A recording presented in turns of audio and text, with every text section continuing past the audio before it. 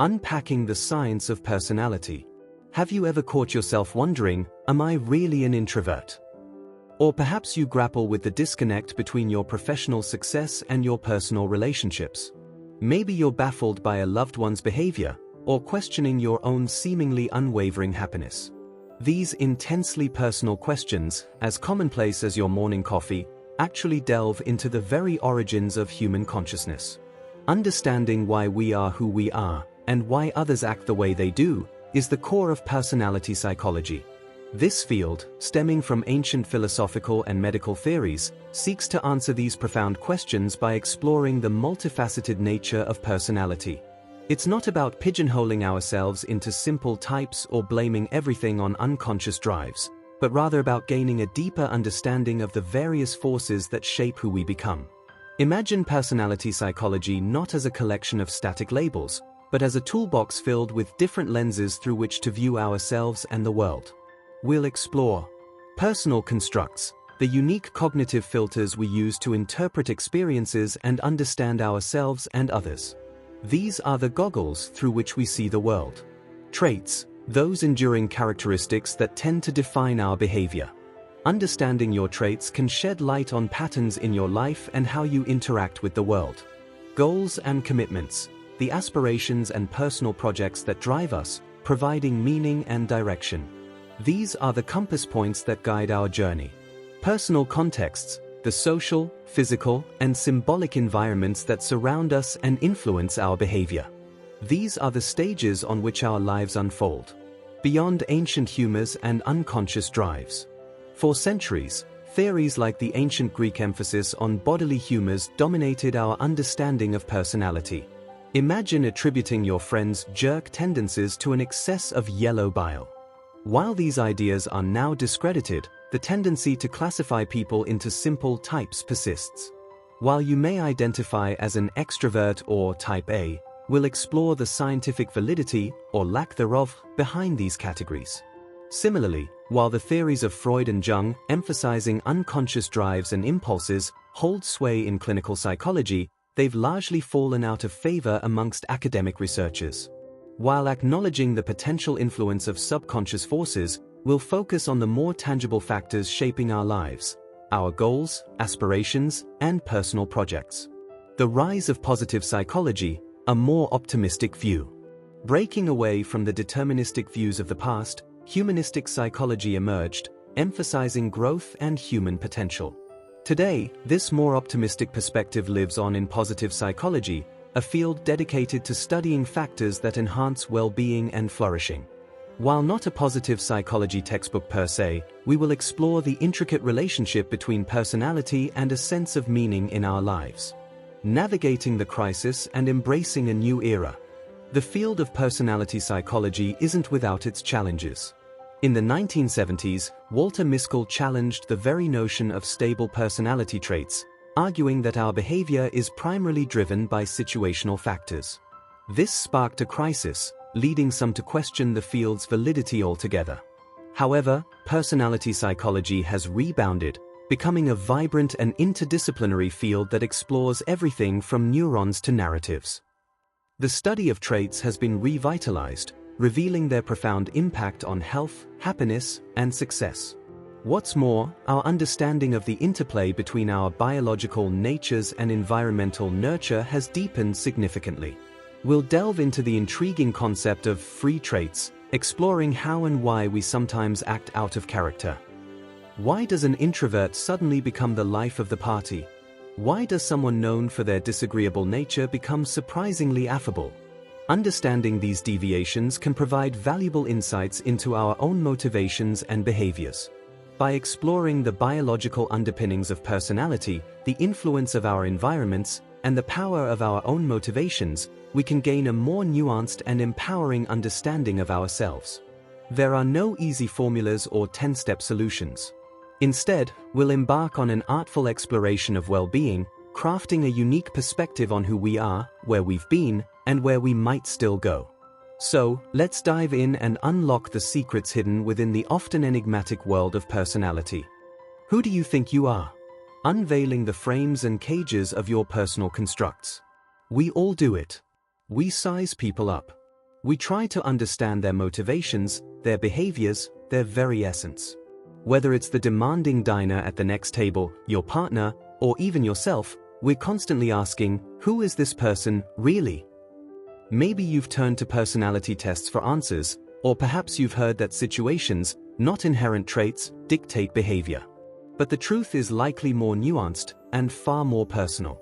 This exploration delves into the heart of how you perceive yourself and others, examining what personality psychologists call personal constructs. These constructs are the lenses through which we view the world, influencing our interpretations and shaping our expectations. They reveal as much about us as they do about the people we're scrutinizing, powerfully impacting our well-being and our daily experiences. Strangers and self, peering through the lens. Imagine observing a man in a restaurant sending his steak back for the third time. What's your immediate reaction? Do you label him assertive, obnoxious, or something else entirely? Your interpretation likely stems from a personal construct, a framework you use to understand the world around you. You might approach this observation in one of three ways. Trait attribution. You might assign him a personality trait, like demanding or entitled. Project inference. You might surmise he has an ulterior motive, perhaps trying to impress his dinner companion. Narrative creation. You might invent a backstory, he's had a bad day and is taking it out on the server. Of course, you might use a combination of all three. But remember, when dealing with strangers, these are merely first impressions, hypothetical hunches based on your own personal constructs.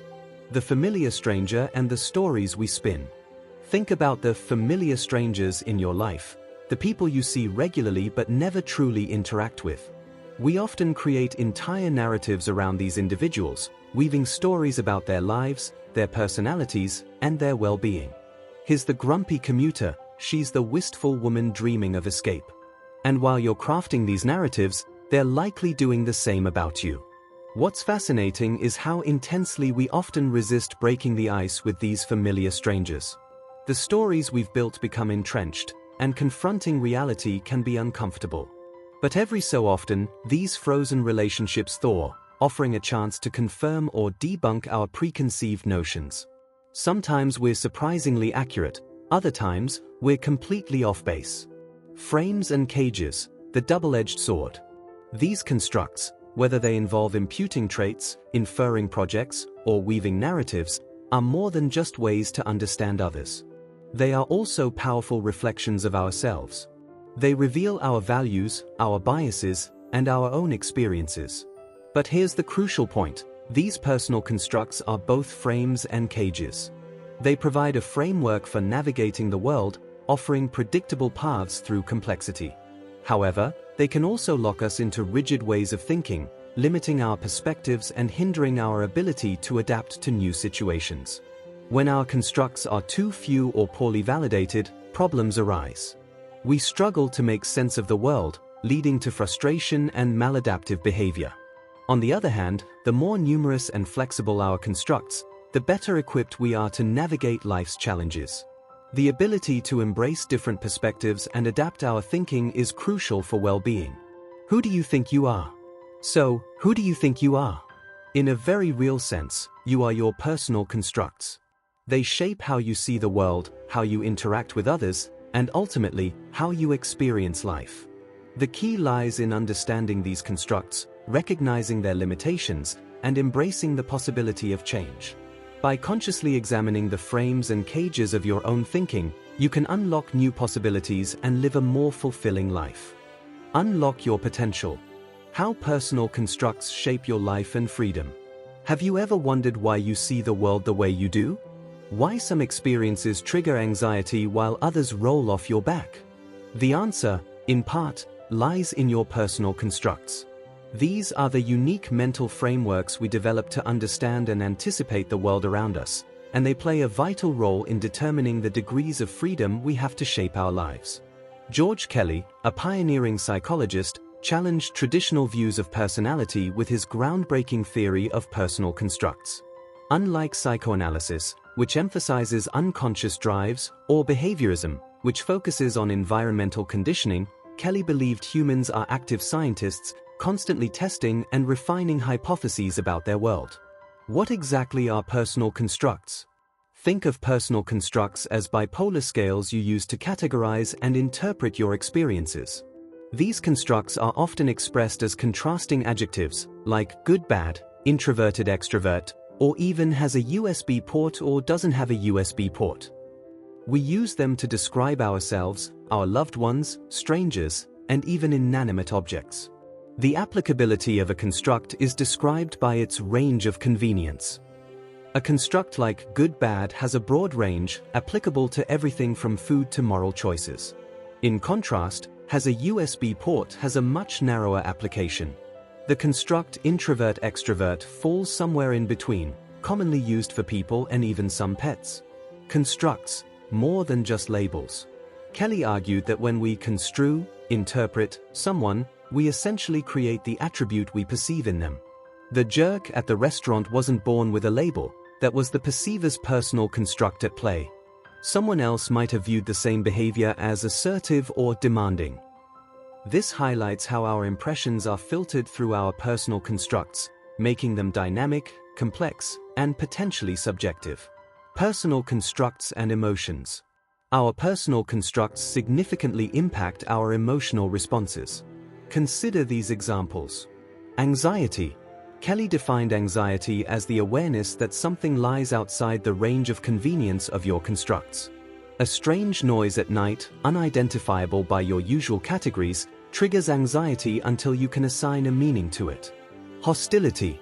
This stems from trying to force validation for a personal construct you suspect is incorrect. Imagine someone seeing themselves as dignified, but being treated as a pushover. They might double down on their behavior, even if it seems unreasonable, to maintain that self-image. Threat.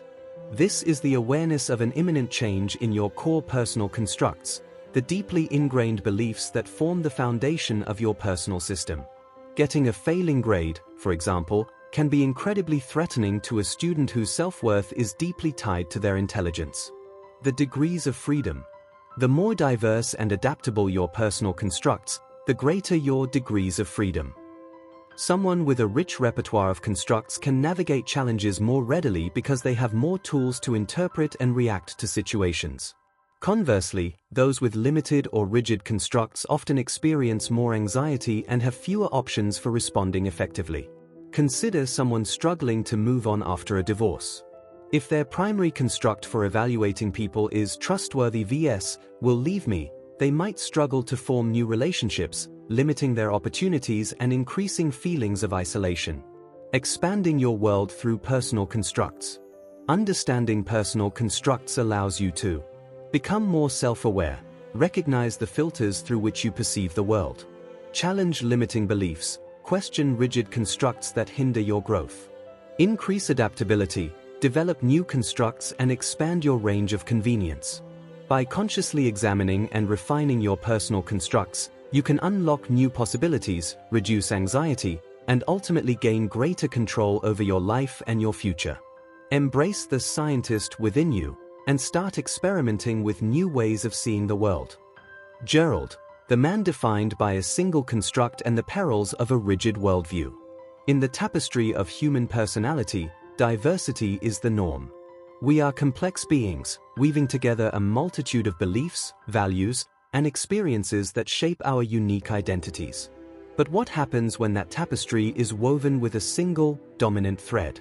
This is the story of Gerald, a student who exemplified the potential dangers of a rigid, singular construct. During a class exploring personal constructs, it became clear Gerald differed significantly from his peers. While classmates espoused the liberal styles and ideals of the 70s, Gerald stood out in his crisp cadet military uniform. He was unwavering, present, and seemingly defined by one core construct: in the army, not in the army. This single lens colored his perception of the world, dictating how he viewed himself and others. Every aspect of his life was subordinated to this one defining characteristic. This rigidity, while seemingly steadfast, proved to be his undoing. When Gerald was unexpectedly discharged from his officer training program, the foundation of his identity crumbled. His singular construct, once his anchor, became the very thing that dragged him under. Stripped of his defining characteristic, He spiraled into acute anxiety and required hospitalization. From a personal construct perspective, Gerald's collapse highlights the inherent vulnerability of relying on a singular worldview. If he possessed other constructs, committed student, hardworking, devoted son, the invalidation of his army man identity might not have been so devastating.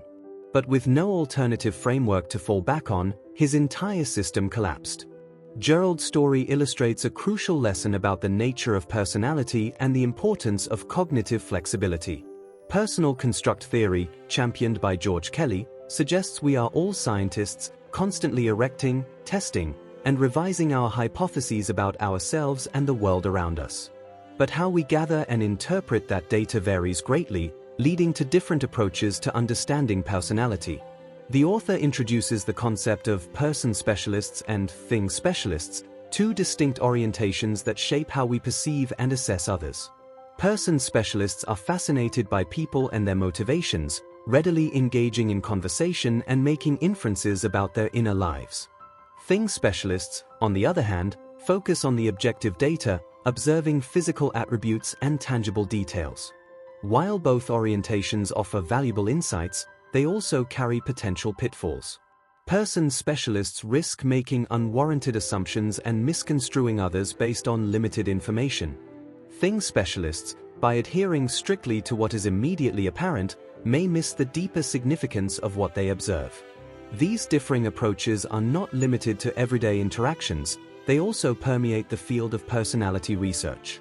Some researchers favor physicalistic measurements like fMRIs and genetic analysis, while others opt for personalistic approaches, exploring personal constructs, life narratives, and individual projects. The key takeaway is that a comprehensive understanding of personality often requires integrating diverse perspectives and methodologies. As demonstrated by the use of assessment centers in executive recruitment, employing a multifaceted approach that considers various perspectives and specialized measurement techniques is crucial for making informed decisions. Ultimately, Gerald's story reminds us of the importance of cultivating a complex and adaptable personal construct system. By embracing multiple perspectives and remaining open to revising our beliefs, we can navigate the inevitable challenges of life with greater resilience and avoid the pitfalls of a rigid, singular worldview. From tree whisperer to corporate star, how first impressions can deceive. The search was on for a unique individual, a senior resource ecologist who could champion sustainable development within a giant forest products company. This wasn't just about technical expertise, it was about leading a cultural shift, navigating the turbulent waters between profit-driven executives and increasingly vocal environmental activists. The company knew finding the right person was crucial, so they implemented a rigorous assessment center to evaluate 6 shortlisted candidates. Among the assessors was Jack Bancroft, a seasoned executive known for his brusque and blunt style. He represented the traditional, often resistant, face of the logging industry. So, it was no surprise that when Derek, a candidate with long hair, a moss-covered smock, and an undeniably hippie-like aura, walked in, Jack was immediately dismissive. "There is no way that hippie is getting this job," he declared, solidifying his initial judgment with each passing exercise. Derek, however, was more than just his appearance. While he spoke fondly of his childhood spent connecting with nature, earning him the moniker Mr. Lorax from Jack, he also possessed sharp analytical skills and a surprising understanding of the business world. Despite consistently impressing the other assessors with his technical knowledge and communication skills, Jack remained stubbornly fixed on his initial negative impression. He saw Derek's creativity as a liability, his passion for nature a weakness that would be eaten alive in the cutthroat world of corporate forestry. The turning point came during a role-playing exercise. The candidates were thrown into a simulated town hall meeting, facing a barrage of challenging questions about logging practices. Jack and another assessor played the roles of aggressive, skeptical members of the public. What happened next stunned everyone. Derek, the tree whisperer, rose to the occasion, delivering a compelling defense of responsible logging, demonstrating a nuanced understanding of sustainable development, and skillfully dismantling their arguments with technical precision. This performance sparked a subtle, almost imperceptible shift in Jack. During a later personal interview, where the candidates discussed their personal projects and motivations, Derek truly came alive. He revealed diverse interests, from financial systems to bluegrass guitar, shattering the narrow stereotype Jack had created. He even expressed entrepreneurial aspirations, further blurring the lines between hippie and businessman. While Jack started engaging with Derek, asking questions and showing flashes of genuine interest, his final rating still placed Derek at the bottom of the list. The final review session arrived, and a collective sense of anticipation hung in the air. Everyone expected Jack to deliver a scathing critique of Derek, effectively killing his chances. But what unfolded was entirely unexpected. Jack stood up and declared, "I was wrong." He admitted his initial bias and proceeded to champion Derek as the best candidate, praising him as a superstar. The story of Derek highlights the danger of relying on first impressions. It reminds us that preconceived notions can blind us to true potential and that individuals can defy easy categorization. Ultimately, Derek's skills, knowledge, and ability to connect with others, even those initially opposed to him, proved more powerful than any superficial appearance. He demonstrated that leadership in a changing world requires not only technical expertise but also the ability to bridge divides and challenge conventional thinking, a lesson that even the crustiest of executives could learn. Jack in the Box. How rigid thinking limits us. The story of Jack, a forestry management specialist, offers a fascinating glimpse into how our personal constructs, the mental frameworks we use to understand the world, can both enlighten and imprison us. Like many of us, Jack seemed to operate through a particularly dominant, evaluative construct, hippie or not hippie. This wasn't just a surface judgment, it appeared deeply intertwined with his values of trustworthiness, toughness, reliability, and even cleanliness. For Jack, this construct was a core belief, shaping his perceptions of others and resistant to change. This rigidity stemmed, in part, from Jack's background. Experiences like his son's struggles with substance abuse and his clashes with environmentalist groups had seemingly solidified his hippie or not hippie lens. Furthermore, as a things specialist, someone drawn to the technical and concrete, Jack tended to judge people based on outward appearances, making quick, evaluative assessments. Long hair and a smock? Hippie. End of discussion. Then, something unexpected happened at an assessment center. Jack encountered Derek, a man who defied his rigid categorization. Derek was enthusiastic about finance, stood up to environmentalists, and possessed mechanical aptitude, qualities Jack valued and identified with. This presented a challenge to Jack's core construct. This situation highlights the concept of slot change. When our thinking revolves around a single, dominant construct, we have limited flexibility. Challenging that construct leaves us with little room to maneuver. Imagine a car stuck in a snowy rut. The constant back and forth only deepens the groove, making it even harder to find a new path. In Jack's case, Derek's unexpected behavior caused him to re-evaluate, but this shift might have been a simple slot change, merely moving Derek from the hippie to the not hippie end of the spectrum. The danger of this rigid thinking is that any deviation from the new label could trigger a slot rattle, sending Derek back to hippidom in Jack's eyes. Jack remained trapped, boxed in by a core construct that influenced his relationships at work and at home. The lesson here isn't to abandon our core values but to cultivate a more nuanced understanding of the world. We need to embrace second thoughts and develop enough degrees of freedom in our thinking to avoid reducing individuals to simplistic labels. Just as William James urged us to see beyond crab to the unique creature within, we must recognize the complexity of others and ourselves. Instead of seeing ourselves as merely bright or stupid, or labeling others as typical hippies or cat ladies, we can actively reconstrue perspectives. As we delve deeper into understanding personality and well-being, we must consider not only how individuals are like others, but also how they are unique. By exploring free traits, behaviors that deviate from our expected character, and understanding personal projects, we can move beyond superficial judgments and engage in genuine inquiry. This requires a willingness to challenge our own constructs, especially those we cling to zealously. While these frameworks can provide a sense of understanding, they can also limit our adaptability. Ultimately, the key is to explore new ways of seeing ourselves and others, abandon outdated constructs, and embrace the complexity of human experience. By shaking up our entrenched thinking, we can unlock new perspectives, increase our degrees of freedom, and experience the satisfaction of truly understanding ourselves and the individuals with whom we share our lives. In short, it's about being shaken and stirred by the richness and diversity of human personality. End of chapter 1.